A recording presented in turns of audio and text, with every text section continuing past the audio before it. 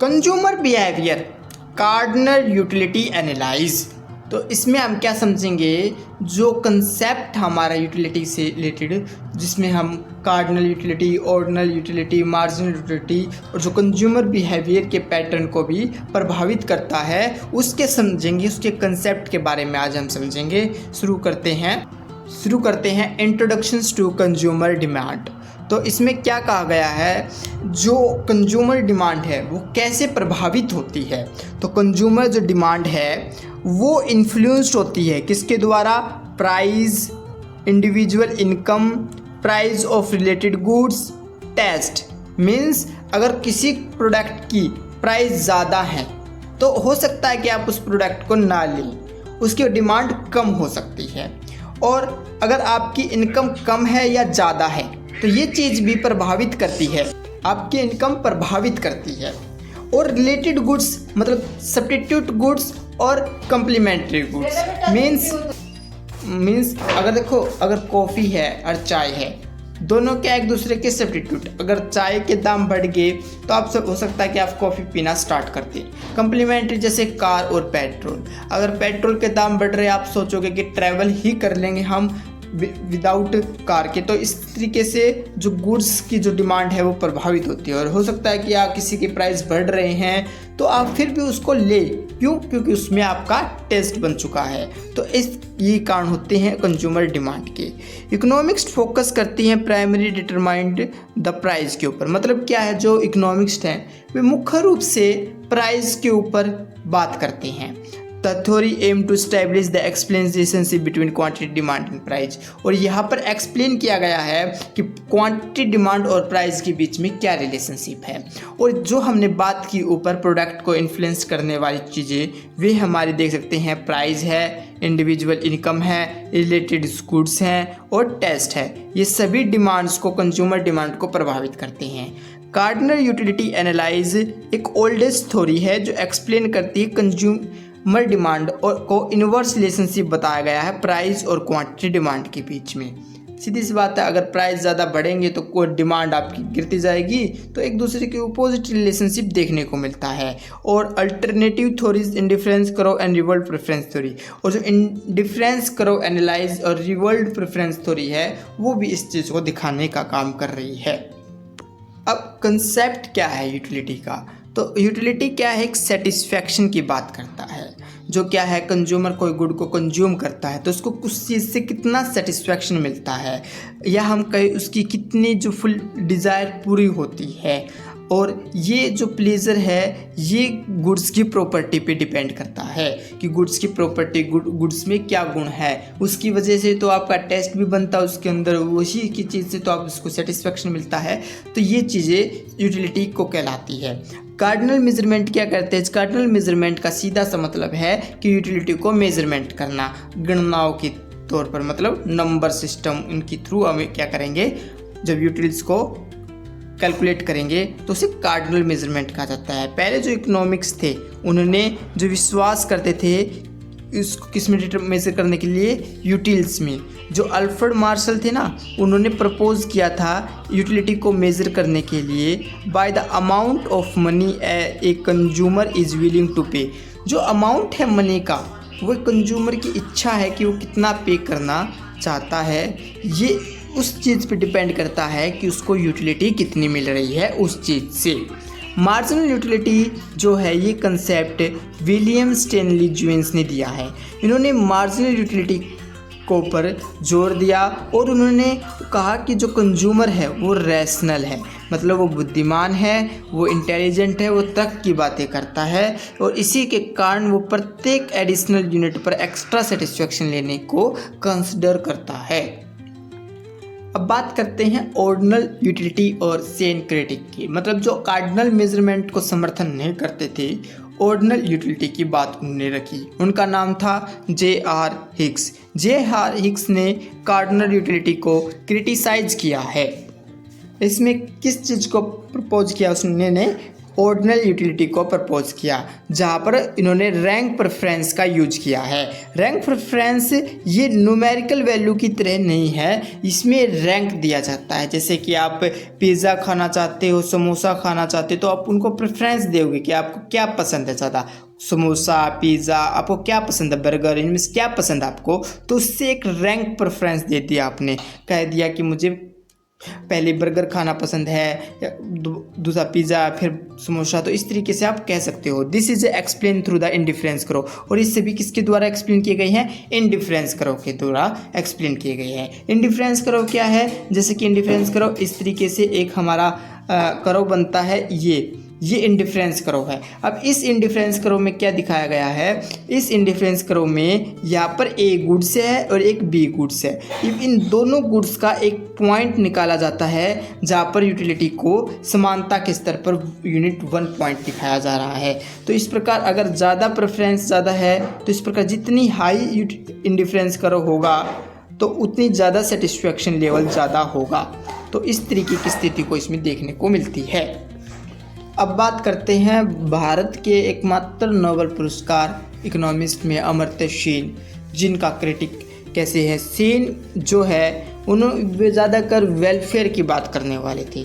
उन्होंने कहा कि इस यूटिलिटी सेटिस्फेक्शन से क्या होगा जब लोग अपनी वेलफेयर को ही मेज़र नहीं कर पा रहे हैं हमेशा, कि उसको कितना उनका कल्याण हो रहा है, उनको सेटिस्फेक्शन कहाँ से मिलेगा जब तक उनको एक्सप्लॉयटेशन किया जा रहा है इंडिविजुअल को, उनको कुछ स्मॉल गेन भी नहीं मिल रहा है। वो क्या है, बहुत ही अपने ऊपर एक चुप्पी का मास्क लगाए हुए हैं जो गहरी दुखता से भरे हुए हैं। उन्होंने ये बात की है। बस साइकोलॉजिकल माइंड देखने को मिल रहा है उनका। अब देख सकते हैं कि वेल बीइंग टू जज a person exclusively in the matrix of happiness and desire fulfil and SIM obvious limitation. मतलब हमें उनके खुश रखने के लिए, उन व्यक्तियों को उनकी डिज़ायर को फुलफ़िल करने के लिए उनकी जो कमियां हैं उनके अंदर हमें उनको सुधार करना होगा, ताकि हम यूटिलिटी और जो सेटिस्फेक्शन उसके कंसेप्ट से ऊपर उठकर हम एक वेलफेयर सोसाइटी की स्थापना कर पाए। ये बात इन्होंने रखी थी। इसमें इन्होंने इन सब चीज़ों को बेफालतू का बहस कही है। अब बात करते हैं अजप्शन, कार्डिनल यूटिलिटी की जो अजप्शन है उसके बारे में हम समझेंगे। सबसे पहले कार्डिनल यूटिलिटी में मेजरेबिलिटी की बात की रखी है, कि जैसे कि हम कह सकते हैं कि ए गुड खाने से मुझे 10 यूटिल्स मिली, बी गुड्स खाने से मैंने 20 यूटिल्स मिली, तो किस में ज़्यादा सेटिस्फेक्शन मिल रहा है, तो हम कहते हैं कि हमें बी में मिल रहा है। हो सकता है गुड्स ए बी, तो इस प्रकार से हम क्या कर सकते हैं, क्वान्टिफाइड कर सकते हैं। हम जैसे 10 यूटिल्स इस तरीके से क्वान्टिफाइड कर सकते हैं, नंबर्स में बता सकते हैं। और कंज्यूमर कैन कंपेयर यूटिलिटीज़, और कंज्यूमर क्या है, यूटिलिटीज़ को कंपेयर कर सकता है। जैसे कि good B give double the utility of A, जैसे कि गुड बी है उसको ज़्यादा वो दे double utility of good B की तुलना में उसे ज़्यादा यूटिलिटी मिल जाए। इसे हमने उदाहरण से भी समझा। Constant marginal utility of money, इसमें क्या बात की गई है, जो सेटिस्फैक्शन है of home additional unit of money का, इसमें क्या किया गया है कि जो सेटिस्फैक्शन है एक एक्स्ट्रा यूनिट हम लेते हैं और हम पैसे की एक्स्ट्रा यूनिट स्पेंड करते हैं, लेकिन हमारे जो सेटिस्फैक्शन लेवल है वो कांस्टेंट रहता है, बदलता नहीं। चाहे हमारे पैसा कितना ही हम स्पेंड कर लें, चाहे हमारी इनकम में कुछ भी चेंज हो, लेकिन हमारी जो सेटिस्फैक्शन लेवल है वो हमेशा रिमेन कांस्टेंट रहती है। इसे ही हम constant marginal utility of money कहते हैं। इंडिपेंडेंट यूटिलिटीज़ क्या है कि utility from a good depend on it's utility quantity. तो मतलब क्या है कि एक यूटिलिटी की जो है वो क्वांटिटी के ऊपर डिपेंड करती है, आप कितनी उसकी क्वांटिटी ले रहे हो। अगर आप हद से ज़्यादा उसकी क्वांटिटी लोगे तो उसकी यूटिलिटी बहुत ही डिक्लाइन होती चली जाएगी। Note on the other goods, total utility is the sum of individual utility. मतलब टोटल यूटिलिटी क्या है, जितने इंडिविजुअल को यूटिलिटी मिल रही है सभी को, उन सब की यूटिलिटी को जोड़ दिया जाए तो टोटल यूटिलिटी कहला देगी। इंट्रोस्पेक्टिव मेथड क्या है, इंट्रोस्पेक्टिव का मतलब है अपने अंदर झांकना। तो इकोनॉमिक्स ने जो अपने मेंटल प्रोसेस के द्वारा, उनकी खुद की सोच के द्वारा उन्होंने क्या किया, उन्होंने इस चीज़ को समझाया कि कंज्यूमर कैसे बिहेव करते हैं इंट्रोस्पेक्ट करके। इसे इंट्रोस्पेक्टिव मेथड कहते हैं, जिसके द्वारा क्या किया गया, अगर आप एक समोसा खाते हो, फिर दूसरा समोसा खाते हो, फिर तीसरा समोसा खाते, धीरे धीरे आप उसकी क्षमता पूरी कर चुके होगे और आपकी यूटिलिटी पूरी हो चुकी होगी। तो बाद में एक स्टेज चलता है जिसे हम डिमिनिशिंग मार्जिनल यूटिलिटी कहते हैं। धीरे धीरे आपकी मार्जिनल यूटिलिटी डिक्लाइन होती चली जाएगी, एक टाइम पे वो नेगेटिव भी हो जाएगी। Law of diminishing marginal utility मतलब जैसे ही कंज्यूमर की कंज्यूम करता है ज़्यादा यूनिट एक गुड की, तो धीरे धीरे उसकी जो एडिशनल सेटिस्फैक्शन मार्जिनल यूटिलिटी है, एक्स्ट्रा जो यूनिट है वो डिक्रीज होती चली जाती है, कम होती चली जाती है। इससे क्या होता है कि जो टोटल यूटिलिटी है जो इंक्रीज की गई एट ए डिक्रीजिंग रेट पर, मतलब क्या है जैसे कि आप देख सकते हो कि ये टोटल यूटिलिटी है एक स्टेज पर जाती है, लेकिन धीरे धीरे आप देख सकते हो ये डिक्लाइन होती हुई ये डिक्लाइन होती हुई आपको दिख रही है। एक स्टेज पे स्टेबल गई फिर डिक्लाइन होती दिख रही है। तो इसका मतलब क्या है, टोटल यूटिलिटी शुरुआत में बढ़ रही है, परंतु ये जो बढ़ रही है देख सकते हैं कि शुरुआत में कितनी तेज़ी से बढ़ी है, लेकिन बाद में धीरे धीरे बढ़ के नीचे भी जा रही है, तो वो डिक्रीजिंग रेट पर बढ़ रही है, देख सकते हैं। और जहाँ पर टोटल यूटिलिटी का मैक्सिमम पॉइंट होता है वहाँ पर मार्जिनल यूटिलिटी हम देख सकते हैं क्या होती है, मार्जिनल यूटिलिटी हमारी 0 होती है वहाँ पर। तो इस तरीके की स्थिति इसमें देखने को मिलती है। और यहाँ से नीचे या तो मार्जिनल यूटिलिटी हमारी नेगेटिव की तरफ भी चली जाती है। The additional benefit which a person derive from a given increase of stock thing diminishes with every increase in the stock of already. Alfred Marshall ने कहा था कि अगर हम इंक्रीज करते हैं कोई भी एक स्टॉक एक चीज़ की, तो धीरे धीरे अगर धीरे धीरे हम इसको बढ़ाते चले जाएंगे तो एक टाइम पे वो इंक्रीज की जगह कम होता चला जाएगा।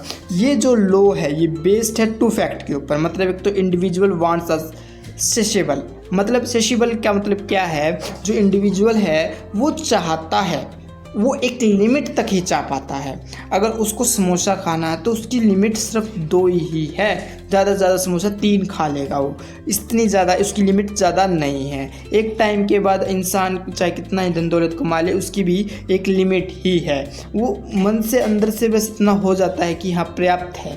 तो क्या है ये पर्याप्तता ही क्या कहलाती है, इंडिविजुअल एक स्टेबल एक लिमिट तक ही चाहता है, जिसके बाद उसके बाद उसको मिलता जाएगा तो वो सिर्फ उसको नीचे उसकी स्थिति उसकी यूटिलिटी को डिक्लाइन ही करेगा।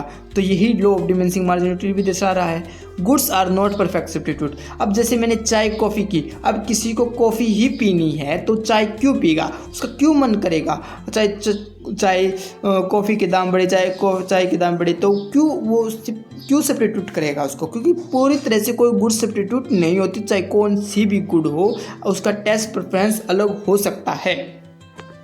अब हम बात करेंगे इक्वी मार्जिनल यूटिलिटी की, कंज्यूमर इक्विलिब्रियम की। मतलब एक व्यक्ति है वो अपनी इनकम को एलोकेट करेगा, वो अपनी इनकम को इस तरीके से एलोकेट करेगा कि उसका जो लास्ट रुपीज़ भी बचा हुआ है वो भी इस तरीके से स्पेंड करेगा कि वो भी उसको एक इक्वल मार्जिनल यूटिलिटी देकर जाएगा। ये सिर्फ एक बुद्धिमान व्यक्ति करता है, इसमें कंज्यूमर को रैशनल बताया गया है। और जो प्राइस डिटरमाइंड होते हैं वो मार्जिनल यूटिलिटी जो एक्स की है with respect to price X. मतलब देखो अगर कोई गुड्स है एक्स है और उसका जो प्राइस है उसका जो मार्जिनल यूटिलिटी यू है, मार्जिनल यूटिलिटी यू एक्स ये क्या है बराबर होगा कोई भी गुड्स वाई है उसका प्राइस है विद किसके रिस्पेक्ट में, मार्जिनल यूटिलिटी रिस्पेक्ट प्राइस के रिस्पेक्ट में। हमारी मार्जिनल यूटिलिटी किसके रिस्पेक्ट में होगी, अगर प्राइस ज़्यादा होगा तो हम क्या उसको लेंगे, नहीं लेंगे ना, उसकी सेटिस्फेक्शन हमारा लेवल कम हो जाएगी ना। तो हमेशा मार्जिनल यूटिलिटी अगर हम ले रहे हैं, एक्स्ट्रा यूनिट हम ले रहे हैं तो उसका प्राइस हमारे फेवर में होना चाहिए ना। तो इसी प्रकार अगर दोनों गुड्स का चाहे एक्स और वाई गुड्स का फेवर एक दूसरे के बराबर होगा तभी ये इक्वल मार्जिनल यूटिलिटी कहलाएगा, क्योंकि दोनों की जो मार्जिनल यूटिलिटी है वो कंज्यूमर के पर्सपेक्टिव से इक्वली ऑप्शनट कर रही है। तो इसी चीज़ को दिखा रहा है ये मार्जिनल यूटिलिटी जो इनकी मैक्सिमम लेवल तक इनको लेकर जाएगा। जहाँ marginal utility M U is marginal utility है, पी क्या प्राइस है और एम यू क्या marginal utility of money expenditure. आप कितना एक्सपेंडिचर करोगे, आप जितना एक्सपेंडिचर कर रहे हो, जितना खर्च कर रहे हो उसके बराबर आपको मार्जिनल यूटिलिटी मिलनी चाहिए। इफ़ रेशो आर इनइक्वल, अगर ऐसे रेशो इनइक्वल आ जाता है तो consumer substitute goods until equilibrium is reached. मतलब अगर ऐसा होगा तो सब्स्टिट्यूट गुड के द्वारा वो पहुंचने का कोशिश करेगा इक्विलिब्रियम पर। जैसे कि यहाँ पर दी हुई है ये अलग अलग यूनिट्स हैं गुड्स की, 6 यूनिट्स तक हम लेकर जा रहे हैं। अगर देखो क्या कर सकते हैं कि यहाँ पर गुड्स अलग अलग खरीदे जा रहे हैं। अगर ए गुड्स पे 10 यूटिल्स मिल रही है, इसको 8 यूटिल्स मिल रही है। अब जब प्राइस 2 हुआ तो उसको 9 इसके प्राइस ने 9 लेना शुरू कर दिया, इसको 7 लेना शुरू कर दिया, 7 यूटिल्स मिली। 3 होने के बाद इसमें 8 यूटिल्स, इसमें 6 यूटिल्स। 4 होने पर इसमें 7 यूटिल्स, इसमें 5 यूटिल्स। इस 5 होने पर इसमें 5 इसकी यूनिट अलग अलग कंज्यूम करते जा रहे हैं गुड्स की, इसमें 3.3 यूटिल्स। इस प्रकार से अलग अलग यूनिट्स पर हम गुड्स को देख सकते हैं। अब बात है डिमांड कर्व को ड्राइव करने वाले। डिमांड कर्व दिखाता है इन्वर्स रिलेशनशिप प्राइस और क्वांटिटी डिमांड के बीच में। जैसे जैसे प्राइस गिरता जाएगा, जो रेशो है marginal utility X with respect to price X increase होगा, तो ये प्रमोट क्या कर रहा है, कंज्यूमर बाय करेगा ज़्यादा और इक्विलिब्रियम तक, जैसे कि जब तक वो नहीं पहुंच जाता margin utility X with respect to price X is equal to margin utility Y with respect to price Y is equal to margin utility मतलब मनी एक्सपेंडिचर। तो क्या है दिस, ये जो डेरिवेशन है ये अज्यूम किया गया है कि जो मार्जिनल यूटिलिटी ऑफ मनी है और जो इंडिपेंडेंट यूटिलिटी फंक्शन है वो उसकी जो की लिमिटेशन है जो दिखा रखी हैं। तो किस तरीके से देख सकते हैं हम कि कार्डिनल यूटिलिटी एनालाइज को क्रिटिक किया गया है। सबसे पहले इसमें बात रखी गई है अनरियलिस्टिक अजप्शन की। Utility is not a cardinal measurable. Utility को आसानी से हम मेज़र नहीं कर सकते हैं। Independent utility are flawed as a goods are often complement और सब्स्टिट्यूट। जो हम कहते हैं कि जो कम्प्लीमेंट और सब्स्टिट्यूट जैसे गुड्स की बात करते हैं वो फॉलो में बात तो की गई है, लेकिन इतना आसानी से इसकी अजप्शन अप्लाई नहीं हो पाती। लिमिटेड स्कोप मतलब मार्शल ने अपनी डिमांड थ्योरी के द्वारा जनरली वन कम्युनिटी मॉडल की बात तो की है, लेकिन जैसे कि गिवन गुड्स हैं, गिवन गुड्स मैंने पहले वीडियो में बता रखा है।